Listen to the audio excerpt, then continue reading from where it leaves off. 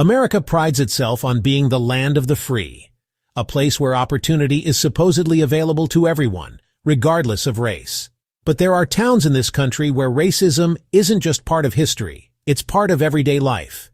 Towns where black families have been historically forced out, where economic opportunities are deliberately kept out of reach, and where racism isn't just an attitude, it's a system. What would you do if you found yourself in a place where you weren't welcome simply because of the color of your skin? Would you stay and fight for change, or would you leave to protect yourself and your family? In today's video, we're diving deep into the 10 most racist small towns in America, places where history, crime, and systemic discrimination paint a disturbing picture of modern-day racial injustice. As we go through each town, let me know in the comments what you think. Have you ever experienced racism in your own hometown? Are you surprised by any of the places on this list? And if you haven't already, make sure to hit that like button and subscribe. Now let's get into it.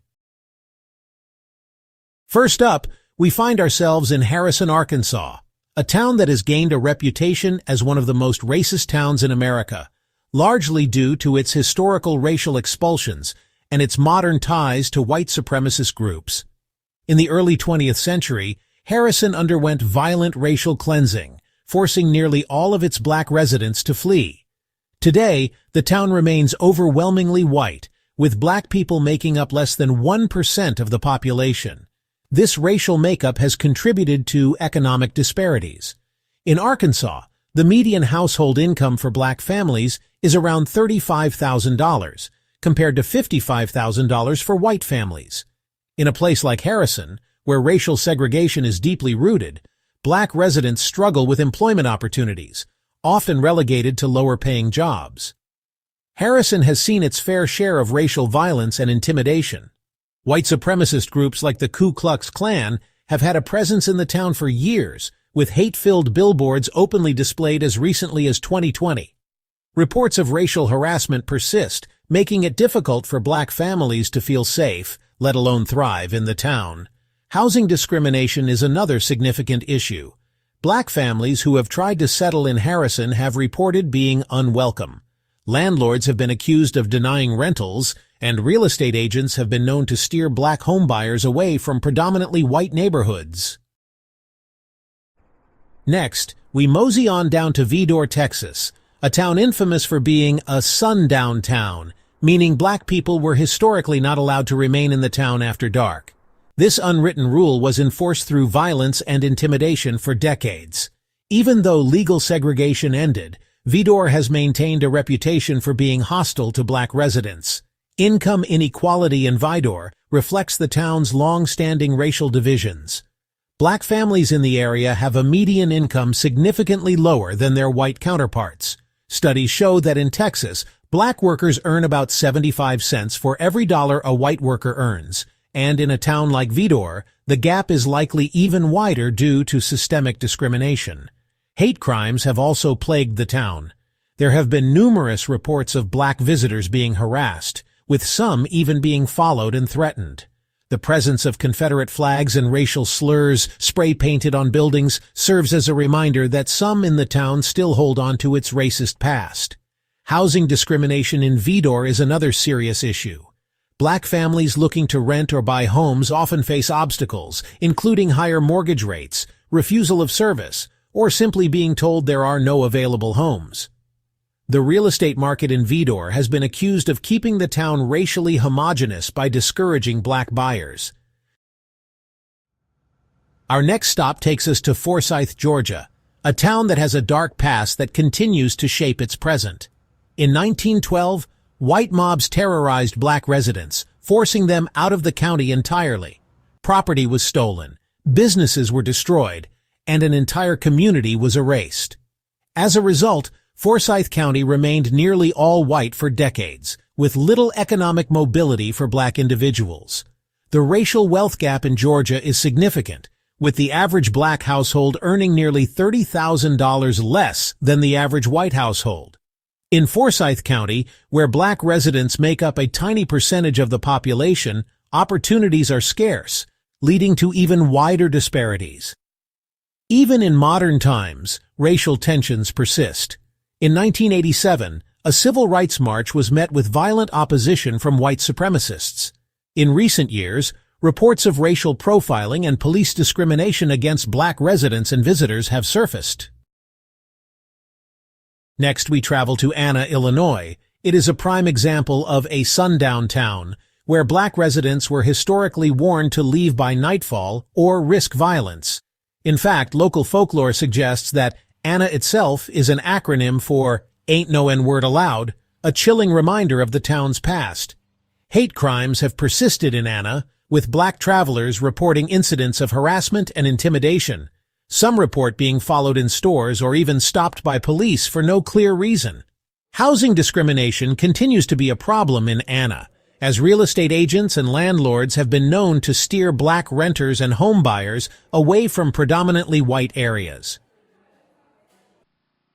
Hold on to your hats, folks, because our next stop takes us to Cairo, Illinois, a town with a deeply troubled racial history.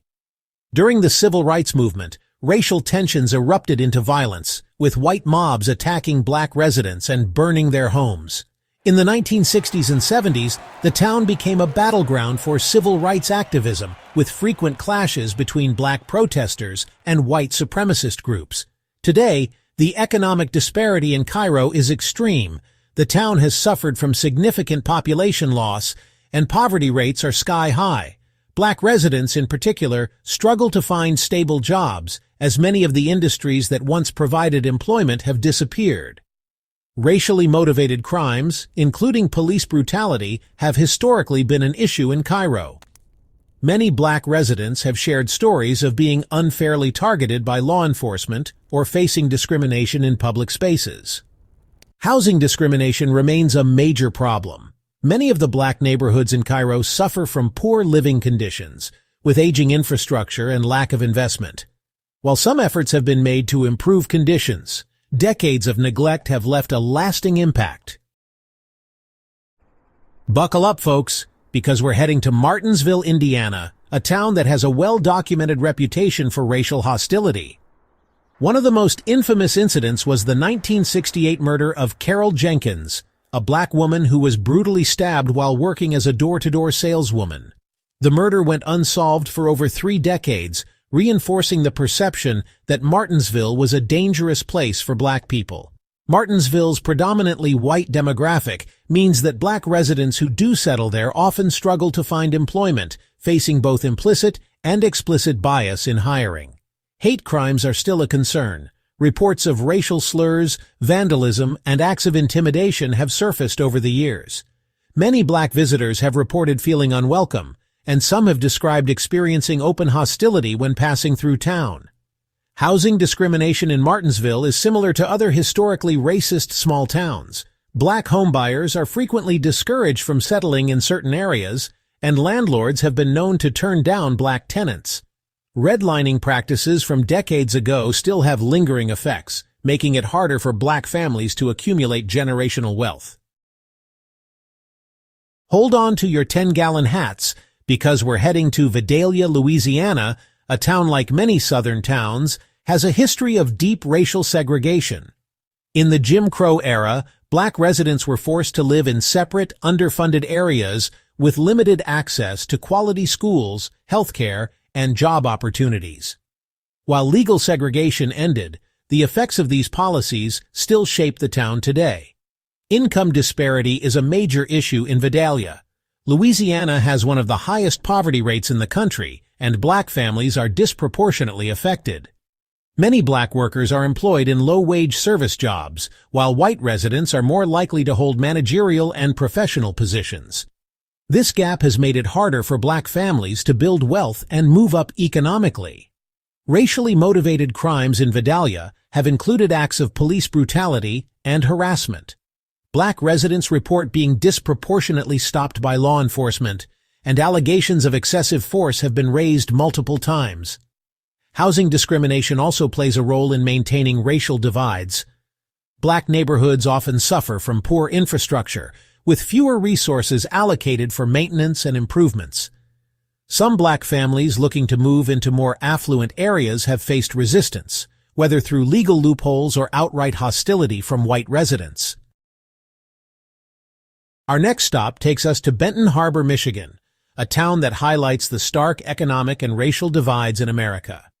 Despite being a predominantly black town, it is surrounded by wealthier white communities, such as St. Joseph, where racial disparities are highly visible. The median income for black residents in Benton Harbor is significantly lower than that of white residents in neighboring towns. Unemployment rates for black workers are much higher, and many families live below the poverty line. The lack of access to quality education and job opportunities has created a cycle of economic struggle that has been difficult to break. Racially motivated injustices in Benton Harbor include police brutality, economic exploitation, and environmental racism. The 2003 case of Terrence Shern, a black motorcyclist who died while being chased by police, led to protests and riots as residents expressed their anger over years of mistreatment by law enforcement. Meanwhile, gentrification efforts have threatened to displace longtime black residents, as wealthier, often white, developers buy up property and raise housing costs. We're about to venture into Corbin, Kentucky, a town with a history of racial expulsion. In 1919, a white mob rounded up nearly all black residents and forced them onto a train out of town. This event solidified Corbin's reputation as a place where black people were not welcome. Income disparity in Corbin is severe. Kentucky already has one of the highest poverty rates in the country, and black residents face even steeper financial challenges. The unemployment rate for black workers in the state is nearly twice that of white workers, and black-owned businesses struggle to receive funding. Racially motivated crimes in Corbin have included acts of intimidation, such as cross-burnings and verbal harassment of black visitors. These incidents contribute to a climate of fear, discouraging black families from settling in the area. Housing discrimination remains an issue, with black applicants for rentals and mortgages facing higher rates of denial. Those who do manage to secure housing often find themselves in areas with fewer amenities and lower property values. Our final stop takes us to Pana, Illinois, a town that was the site of one of the deadliest racial conflicts in U.S. history, the 1899 Pana Massacre. White coal miners, angry over black workers being hired, violently attacked and killed multiple black miners. The incident left a lasting scar on the community, with black residents struggling to rebuild their lives. Today, the economic disparities in Pana remain stark. Black workers in Illinois earn about 62% of what white workers make, and the unemployment rate for black residents is nearly double that of white residents. The legacy of discrimination in Pana has left black families with fewer resources and limited upward mobility. Hate crimes and racial violence continue to be a concern. There have been reports of black residents being targeted with threats and vandalism, especially in predominantly white areas. Efforts to integrate communities have been met with resistance, and discriminatory lending practices have further widened the racial wealth gap. This list is a painful reminder that racism in America isn't just something we read about in history books. It's alive and well in communities across the country. From economic barriers to racially motivated crimes, these small towns reflect the lingering consequences of a system designed to keep black Americans at a disadvantage. But the question remains, what can we do to change it? Is awareness enough, or do we need direct action to challenge these injustices? Let's keep the conversation going in the comments. If you've learned something new today, or if this video has made you think differently about America's racial history, be sure to like, subscribe, and turn on notifications so you don't miss our next deep dive. Until next time, stay informed, stay aware, and stay engaged.